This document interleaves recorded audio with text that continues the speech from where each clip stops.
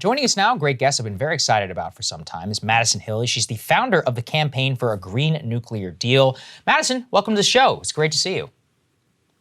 Thank you so much for having me on. I've been a big fan of the show for a long time, so I was really excited to get the invite. Oh, absolutely. It's very, very nice to hear mutual admiration. So one of the things that we wanted to speak with you about is about the case for nuclear power in the age of such tumultuous times, especially in this context. Let's put this up there on the screen, which is that Germany right now is looking to potentially ration natural gas after Russia has gone ahead and cut off supply. This comes after a string of denuclearization movement in Germany and really all across Europe, which is prompting them to actually increase coal-fired power plant usage. What does this really tell you about the state of the case for nuclear power, the politics around nuclear power, and really what things should look like in the future? Right. So right now, Germany is demonstrating the absolute necessity of reliable, always available power. That can come from fossil fuels or that can come from nuclear. The problem is that Germany attempted to move away from them both simultaneously. What that actually did is it increased their reliance on imported fossil fuels, namely Russian oil and gas. Now, Putin's threatening to cut them off, and every drop of gas is important to get them through the winter, so they're turning back to coal for their electricity production.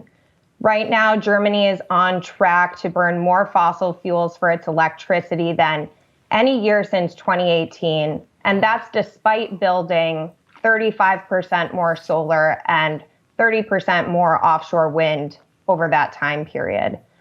So in the face of a generational energy crisis that's actually really dangerous, the government is still seem unwilling to keep their remaining nuclear plants operating. And to give you some perspective, the 3 remaining nuclear reactors are worth about 33 LNG supertankers. Mm-hmm. If you count the nuclear plants they closed at the end of last year, that gets you to about 20% of the energy of Nord Stream 1. So every kilowatt hour matters in this crisis, and Germany is not making it any easier on itself or Europe. So I have been persuaded on the case for nuclear, thanks to my great friend and co-host here. However, I do have some concerns. And in particular, did you watch the 3 Mile Island documentary? Because part of what that dug into is the way that effectively the profit motive meant that, the corporation that was running these nuclear power plants, they wanted to cover up when there was, when everything was going wrong. They wanted to skimp on safety. They wanted to get the power plants back up and running and again, take shortcuts that were extremely dangerous and risked the meltdown of the entire East Coast, because they were so anxious to get back to making money. And then you had a government that didn't have a sufficient regulatory body that was effectively captured by industry. And so it did create an extremely, extremely dangerous situation. It required a whistleblower who basically destroyed his life to get the truth out and try to stop these shortcuts and pause the bringing back online of his nuclear power plant. So all of that is a long way of saying I'm very concerned about the way that the profit motive interacts with the necessity for rigid, strenuous, meticulous safety standards when it comes to nuclear power plants. So how do we make sure that we do this in a way where profits aren't ultimately driving the show? Right. So first of all, I think it's important to put that risk into context. So over the entire 70-plus year lifespan of the nuclear energy industry, we have had 0 deaths from any radiation, 0 injuries. 3 Mile Island was the only evacuation that wasn't even mandated. So, but it only takes one. I mean, this is like what we talk about with Russia and Ukraine. Sure, it might be a remote possibility that we end up having, nuclear exchanges that would be disastrous to the population, but we should go to extraordinary lengths to make sure that that doesn't happen because the risks are so grave.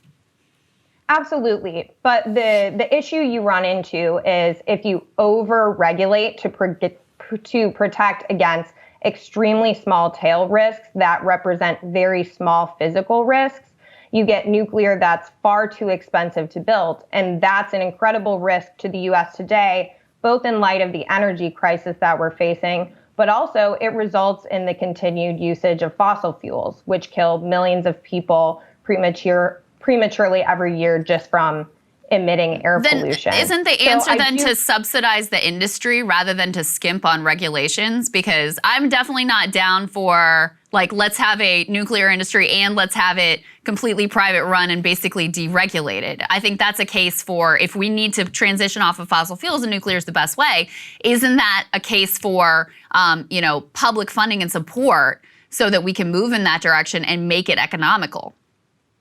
Yeah, and that's exactly what happened after 3 Mile Island. You pointed out, the industry and the government's response was absolutely catastrophic. It was terrible. It's no wonder people are scared and that there are still these misconceptions about nuclear. It was atrocious.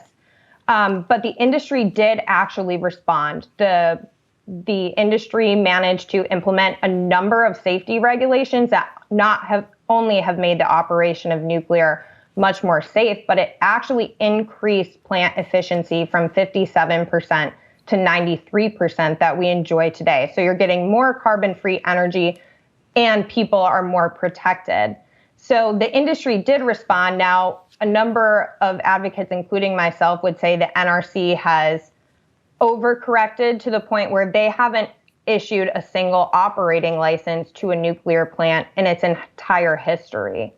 So there is a healthy middle ground where this industry is absolutely protected, workers are protected, the public is protected, but we can actually deploy desperately needed carbon-free electricity at scale today. Right. I think that's where I want to split the difference, which is that, and maybe try and explain what you mean when you're talking about regulation. Can you just go down on that point? Which we have not approved a new nuclear power plant in the United States since the 1970s. And so part of the risks and even the antiquated technology that people point to is more of a function of the fact that we haven't built any new plants in 50 or 40 something years than where the current technology is today. If we were able to issue new licenses, what would those plants of the future actually look like with government support in a technology neutral tax credit environment? Right. So there are a number of really interesting technological paths we can go down. One of them is the AP1000, which is currently being built in Georgia right now at the Vogtle Nuclear Power Plant. And that's a Generation 3 light water reactor. Basically, it's the upgrade of the plants that we see today.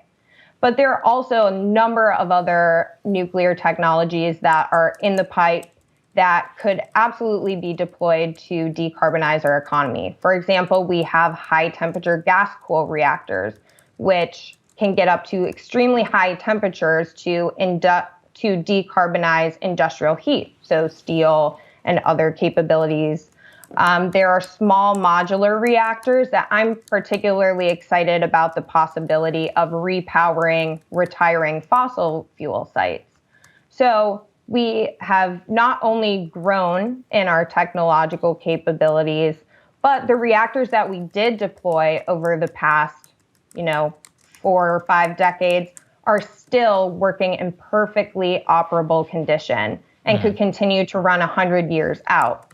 So the answer is make sure that we keep every existing nuclear plant that we have online and also explore these different paths with a strategic, coordinated, all of government response so that we can scale up in the way we need to protect our energy and deliver cheap carbon-free power.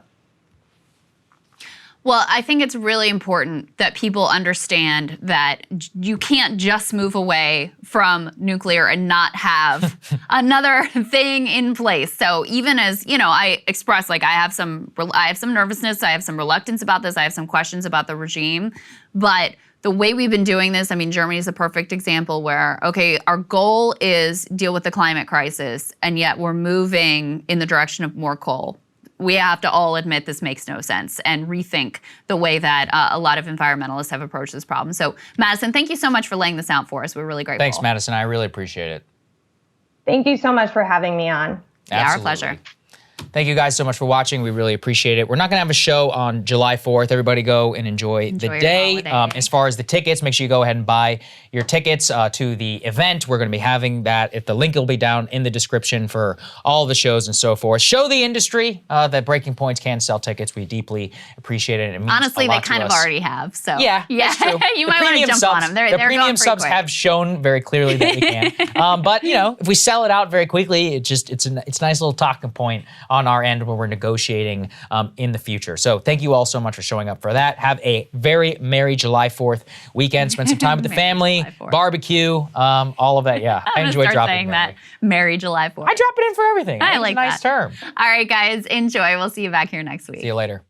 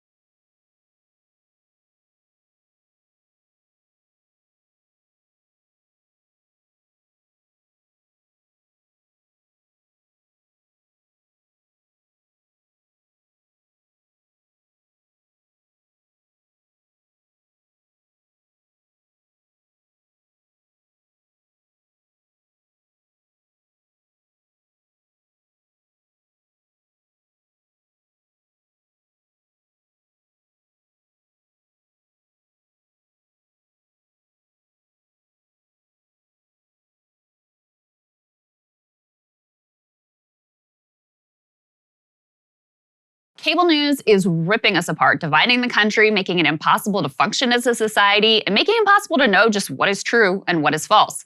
But the good news is they are failing and they know it. That is why we're building something new, a new mainstream, a healthier one, something more trustworthy, something that we are going to need in one of the most pivotal times in American history. We are building up here for the midterms, for the upcoming presidential election, but we need your help. So if you can help us out by becoming a premium member today at breakingpoints.com, we're trying to change America for the better and the entire world. So what are you waiting for, guys? Go to breakingpoints.com and sign up and help us build a new mainstream.